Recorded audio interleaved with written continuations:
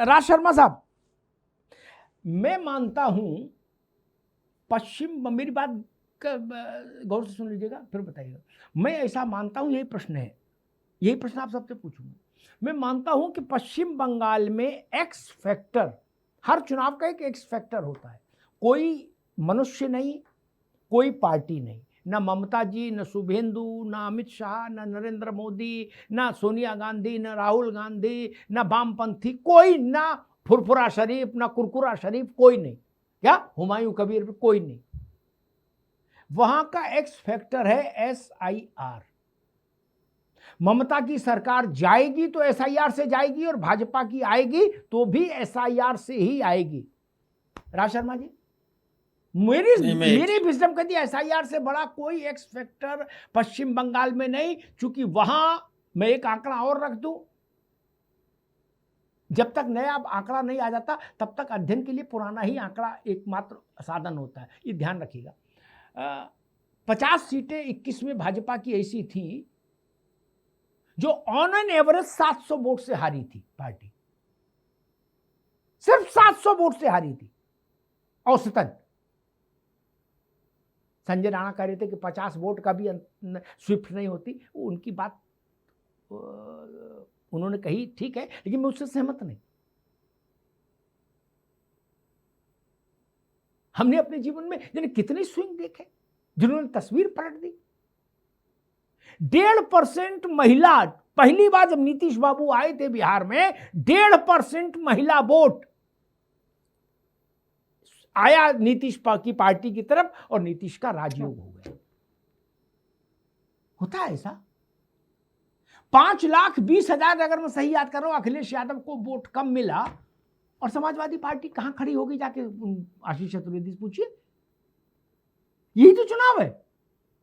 गलत तो नहीं कह रहा आशीष बाबू? भैया राज शर्मा जी, मैं ऐसा मानता हूं कि पश्चिम बंगाल में सरकार जाएगी तो SIR के कारण जाएगी, और आएगी तो भी SIR के कारण आएगी। क्योंकि लगभग 12%, टोटल का लगभग 12% है।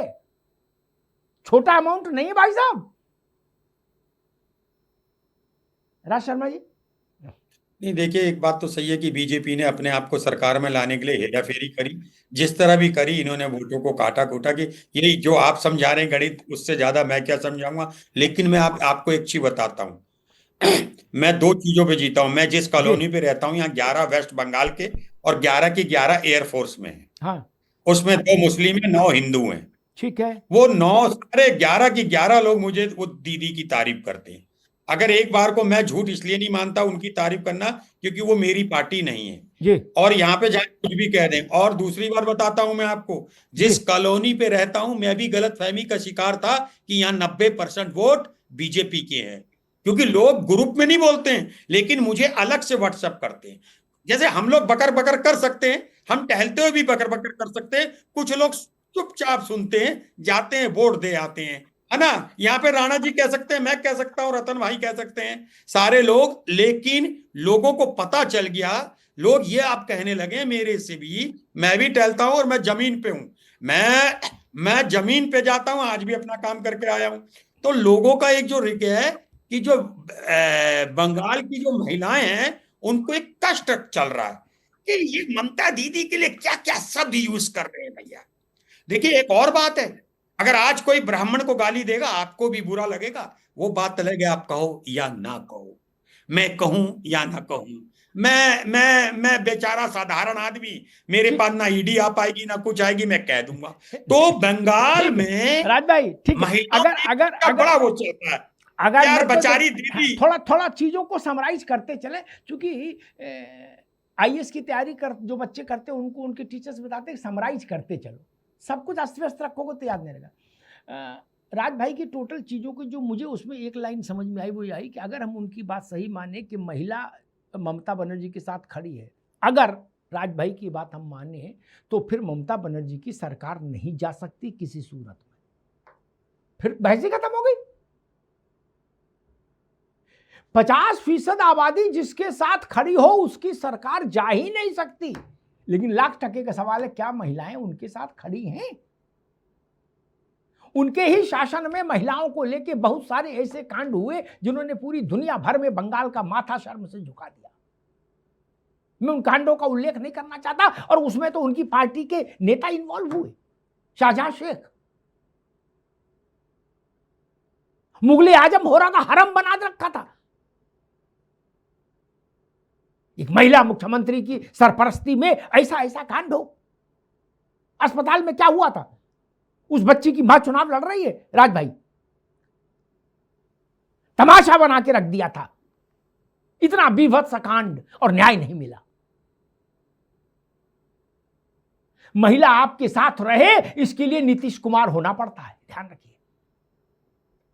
निरंतरता में 25 साल महिलाओं के साथ। 25 साल पहले जिस बच्ची को साइकिल दी, आज वो नीतीश कुमार जब राज्यसभा जा रहे हैं, आज दिल्ली आ गए, कल शपथ लेंगे, तो वो महिला, वो बच्ची प्रौढ़ा होके अपने बच्चों को पढ़ा रही है। इसलिए नीतीश मजबूत हुए। ममता बनर्जी का ऐसा ट्रैक रिकॉर्ड तो मुझे नहीं दिखता। हम ऐसा देख रहे हैं, जो राज भाई ने कई ऐसे प्रयोग हम सोशल मीडिया पर भी देख रहे हैं। कुछ हमारी बिरादरी के भी लोगों ने लिखा कि हमारी कामवाली बंगाल की है, उससे हमने पूछा तुम क्या करोगी, तो उसने कहा मैं जा रही हूं दीदी को वोट दूंगी। ठीक है, कुछ लोग लिख रहे हैं, लेकिन ऐसा होता तो ममता जी का आत्मविश्वास चरम पर दिखता मंच पर हमको। जिसके पास 50% हो और जिसके राज्य में 30% मुसलमान हो, राज भाई वो किसी का लोड लेगा, उसे प्रचार करने की जरूरत नहीं, घर बैठ के चुनाव जीतेंगी ममता जी फिर तो। लेकिन ऐसा दिख नहीं रहा। खैर, आशीष चतुर्वेदी जी, वही प्रश्न, कई बार टोटल वोट और सीट का जो गणित है ना, वो बड़ा विचित्र है। उसके बीच में कोई अंतः संबंध बड़े बड़े सेफोलॉजिस्ट नहीं आज तक स्थापित कर पाए। जैसे ममता जी ने जो सीटें 1,50,000, 60,000, 70,000 से जोड़ी, जीती 21 में, उन संजय राणा आपके काम की चीजें सुन लीजिए।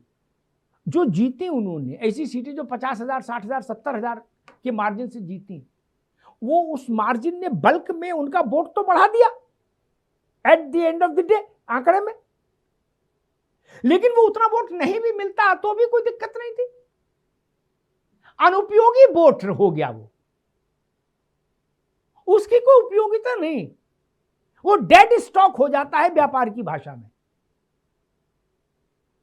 लोगों को लगता है, सेफोलॉजिस्ट को लगता है, नहीं उनके पास 1 करोड़ वोट है, इनके पास केवल 70 है। तो मैं कहता हूं कि उसमें से वो वोट निकाल दीजिए जो बड़े मार्जिन से जीती हुई सीट है। वो मार्जिन और भी बढ़ जाए तो भी एक ही सीट जीतोगे ना, 2 तो नहीं जीत लोगे। भारतीय जनता पार्टी ने गाजियाबाद की साहिबाबाद सीट से सुनील शर्मा, जो उत्तर प्रदेश में इस वक्त मंत्री हैं, उन्होंने भारत में सबसे बड़े मार्जिन से विधानसभा सीट जीती। लेकिन इसका लाभ ये नहीं हो सकता कि 4 सीटें इसमें एक्स्ट्रा आपको और दी जाएंगी, ऐसा नहीं है। आशीष चतुर्वेदी, समाजवादी पार्टी के साथ हमने देखा था और समाजवादी पार्टी ने कहा भी था कि शायद अखिलेश जी का मुझे कोई वक्तव्य याद आता है कि उन्होंने कहा था कि 5 लाख वोट हमें और मिल गया होता तो हम सरकार बना लेते। आशीष चतुर्वेदी, SIR के माहौल में जैसे दुकानों पे लिखा होता है कि फैशन के इस दौर में गारंटी की इच्छा ना करें, क्या वैसे ही SIR की दौर में ऐसी इच्छा ना करें। आशीष जी, अमिताभ जी, आज मैं एक दिलचस्प बात बताता हूँ। अटल बिहारी वाजपेयी जी ने एक बात कही थी बड़े साल पहले कि एक वक्त आएगा जब भाजपा ही भाजपा को हराएगी। है वो वक्त उत्तर आ गया जी, उनका आ गया उनका बयान आपके हिसाब से आ गया। रत्नाकर जी भैया अलर्ट हो जाओ जी। अब जी मैं बताता हूँ, जिस विधानसभा से मैं चुनाव लड़ा था, यानी लखनऊ की कैंट विधानसभा, अभी हाल में मैं वहां पूछ रहा था कि कितने नाम कटे हैं इस विधानसभा में। वो भाजपा की बड़ी सेफ सीट मानी जाती है यहाँ, लखनऊ कैंट जो है, उसमें करीब लगभग 1,10,000 1,12,000 नाम जो है वो काटे गए हैं, इसी एक विधानसभा में काट दिए गए हैं, जो कि भाजपा की सीट है, जो बड़े आराम से जीतती है, बड़े अच्छे मार्जिन से। और जितनों के काटे गए उसमें वैसे मुस्लिम वोट तो बहुत नाम भर का है, ज्यादा है भी नहीं, तो जितने काटे गए नाम है वो सब सवर्ण है। वो किसके वोटर हैं? ज्यादातर देखा जाता है जो परंपरागत अभी चला आ रहा था उसमें वो आमतौर पे वो सीट भी भाजपा की काफी मजबूत सीट, और ये सवर्ण वोटर भी जो है माना जाता है कि वो मुख्यतः भारतीय जनता पार्टी का ही वोटर है। तो यही प्रक्रिया अगर उत्तर प्रदेश में आप देखिए कि योगी आदित्यनाथ ने बयान दिया था कि ये तो हमारे ही जो वोट हैं वो ज्यादा काटे जा रहे हैं, ये खुद योगी आदित्यनाथ का बयान था, जी उन्होंने ही कहा था। जी तो जो जो केंद्रीय नेतृत्व और जो उत्तर प्रदेश का नेतृत्व है, उनकी जो टकराव है, जो जिसका आपने एक्स फैक्टर का जिक्र किया सर, वो भी उत्तर प्रदेश में समाजवादी पार्टी को ही फेवर कर रहा है। बाकी चीजों को मैं किनारे करता मैं हूं, समझ गया। तो मतलब वो जो आप चीज भी है, आप कह रहे हो कि हमें कुछ करने की जरूरत नहीं, हम तो उसी पर टिके, उसी पर है, वो आकाश तारा टूटेगा हमारी थाली में गिरेगा। ठीक बात। मैं एक प्रश्न छोटा सा संजय राणा से ले लूं, फिर रत्नाकर जी के पास। संजय राणा, असम का वोटिंग परसेंट आया है अभी 5 बजे तक का, वो लगभग 84.5% वोट हुआ। बहुत बड़ा वोट है ये। इसके पीछे क्या गणित है? आप क्या, आपको क्या समझ में आ रहा है? छोटी सी टिप्पणी, फिर मैं रत्नाकर जी के पास आऊं।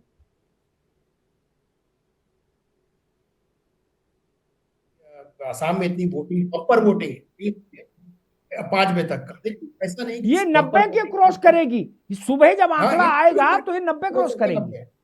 हाँ, 90 क्रॉस कर देती। कारण है, मुझे ऐसा लगता है कि जनता में एक तो जागरूकता बहुत ज्यादा आ गई, नंबर 1। नंबर 2, कहीं ना कहीं जो हेमंत विश्वकर्मा है, का एक कह सकते हैं योगी है वहाँ। जी क्योंकि मैं जो ग्राउंड में देखा, जो सुना, तो कहीं ना कहीं ये लोगों का रुझाव है, काम हुआ है, डेवलपमेंट हुआ। मैं नहीं कहती सब कुछ अच्छा होगा, मैं कभी नहीं बोलता 100% हो गया, 50% में काफी चीजें का बदलाव हुआ है। और सबसे बड़ी बात है कि विपक्ष विहीन है।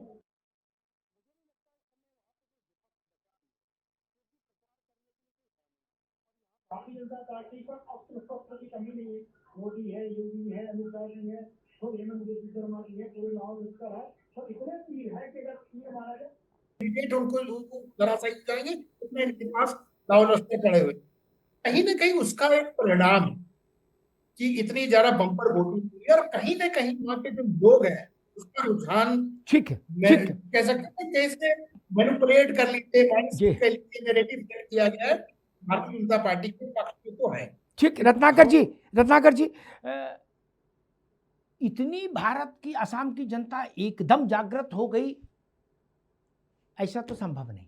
क्या जनता की जागृति सबसे कठिन काम होती है? क्या दुनिया में इससे कठिन कोई काम नहीं जनता को जागृत करने। और बिना किए जागृत हो गई, और इतनी जागृत हो गई कि 100 में से 90 लोग वोट डालने निकल पड़े। भैया, हमारे जैसे छोटे आदमी की बुद्धि में नहीं घुस रही बात। क्या फिर इतनी जागृति कैसे आ गई? उसका मैकेनिज्म समझा दो हमको। और अगर इतनी जागृति ला सकते हैं लोग, तो फिर चुनाव बाद जनसंख्या के मसले पर इतनी जागृति ले आओ, 100 में 90 लोग सहमत हो जाए, समस्या समाप्त हो जाएगी देश में। 75 साल में तो जन जागृति से कुछ हुआ नहीं। रत्नाकर जी, ये 85% के लगभग का वोट है 5 बजे असम में, और मेरा अंदाजा कहता है कि कल सुबह जब हम इस आंकड़े को देखेंगे तो ये 90 को टच कर रहा होगा, 1% कम 1% ज्यादा। ये बहुत भयंकर, बड़ा नहीं, भयंकर वोट है। ये भयंकर वोट केवल प्राणियों में सद्भाव हो, धर्म की जय हो, अधर्म का नाश हो, इसके लिए तो नहीं हुआ होगा। नहीं, किसके लिए हुआ, बस इसी पर बता दीजिए। ये 90% यूं ही नहीं बोले चलो गुड्डू वोट डालें, नहीं नहीं नहीं, किसी की बलि लेने के लिए, किसी के माथे पर रोली चंदन पूरी प्रचंडता से लगाने के लिए ये वोट है। हराने नहीं, बलि, राजनीतिक बलि शब्द मैं इस्तेमाल कर रहा हूं। हराना जिताना तो 65% में भी हो जाता। रत्नाकर जी,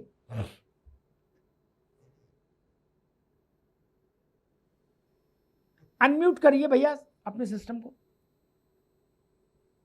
जी हाँ जी देखिए अमिताभ जी, नॉर्मली यह देखा जाता है कि राज्यों के चुनाव में 60-65% तक जो है वोटिंग होती है, लेकिन 90% जो हम लोग एक्सपेक्ट कर रहे हैं और 84% जो अभी हो चुका है, ये कहीं ना कहीं इसका मुख्य और प्रमुख कारण वही है जो हम लोग आज चर्चा में डिस्कस कर रहे हैं, वो है एसआईआर प्रक्रिया, जिसके तहत जो है वोटर लिस्ट की शुद्धिकरण की जाती है। अब जो शुद्धिकरण की गई है इस बार, मुझे लग रहा है शुद्धिकरण भी डबल डोज हो गई नहीं, हाँ बिल्कुल ही शुद्ध हो गया, शुद्धिकरण बचा जो नहीं की कोई गई मामला। है, हाँ जान लो भैया जी शुद्धिकरण जो की गई है, अरे गजब हो उसमें उसमें मैं आपको बता दूं, अभी हमारे संजय भाई जो कह रहे थे कि एक जो आकलन दे रहे थे कि हिंदू वोटों का ज्यादा परसेंटेज कटा है, तो मैं आपको बता दूं एक चीज बहुत स्पष्ट रूप से कि आपने अभी कहा, अभी अपने ही डिबेट में हम लोग आप कह रहे थे कि अगर ममता बनर्जी को आत्मविश्वास होता तो वो दिखता, लेकिन इस बार दिख नहीं रहा है वो आत्मविश्वास वो चरम पे रहता अगर वो जीतती नजर आती तो। उसका कारण यही है कि जो भी फर्जी और बोगस वोटर्स थे, जिनका ये लोग रत्नाकर जी, चोरी मतलब छुपे वोट डलवाने का रत्नाकर काम जी, करते ठीक, थे, वो ये जो तो- है इस बार वो लिस्ट से हटा दिया जी। गया है। और देखिए घुसपैठिए जो है उनको वो, अभी मैं आपको ये भी बता दूं कि अगर भाजपा के वोट कटे होते तो आपने वीडियोस देखे हैं बहुत सारे, जब एसआईआर की वहां प्रतिक्रिया चल रही थी तो वहां पे भर भर के लोग जो है मुठरी कटरी बांध करके और बॉर्डर पे नजर आ रहे थे। वो कौन थे भाई? वो कौन थे? वो इनके ही वोटर और फर्जी वोटर थे। और वो जब फर्जी वोटर निकल जाएंगे और निकल गए हैं तो निश्चित रूप से जो परसेंटेज का गैप देखने को मिला, और अभी आप कह रहे थे अभी अपने चैनल पे ही कि 50 ऐसी सीटें हैं जहां पे 500 से कम जो है वोट से हार जीत हुई है। जी 700। तो अगर वो 500 भी अगर ये हम लोग काटने में अगर अपने मंशा में, अपने मतलब लोकतंत्र को अगर साफ और स्वच्छ और सुदृढ़ बनाने में हमारी मंशा जो है उसमें हम अगर सफल हो जाते हैं तो निश्चित रूप से ममता बनर्जी जो फर्जी वोटरों के माध्यम से जीत हासिल करती हुई आ रही हैं वो अब इस बार संभव नहीं है। और देखिए दूसरी बात कह रहा हूं, महिला सशक्तिकरण की बात कर रहा हूं। अभी हमारे भाई जो है महिलाओं के बारे में कह रहे थे, मैं बता दूं अभी आज ही प्रधानमंत्री जी ने एक अपना उनका वीडियो आया है, उन्होंने किस तरह से बताया है कि महिलाओं को हम आधी आबादी को पूरा हक देने का किस तरह से काम करते हैं। नारी वंदन अधिनियम जो है वो निश्चित रूप से लाया जाएगा। महिलाओं को हमने जो आरक्षण दिया है वो है, हमने तमाम लखपति दीदी, लाड़की बहन योजना, ठीक है, तमाम रत्नाकर आप उधर ना जाओ, ये नारी वंदन तक ठीक है, लखपति दीदी छोड़ देता है। संजय राणा आप कुछ कहना चाह रहे थे वोटिंग पैटर्न पर, सिर्फ 30 सेकंड। 5 सेकंड में बोलूं जी 5 सेकंड में। सर देखिए ऐसा है, हिंदू और मुस्लिम वोटर को पहचानना बड़ा राजनीतिक रूप करना। मुस्लिम अपने पेपर्स को बड़ा दुरुस्त रखता है और स्पेशली घुसपैठ। हिंदू क्या होता है, बड़ा लिबरल, ठीक है पेपर बन जाए, आधार कार्ड पैन कार्ड बन, ये कभी गलत है। वो उनके पास पेपर नहीं होगी, हो सकता है हमारे पास रत्नाकर जी आपके पास ना हो, लेकिन घुसपैठ उनके पास सारे पेपर एकदम पथन्ना बना के रखे, 10 नामों का 10 पेपर खटा कर देती है। ये डिफरेंस है। ठीक बात।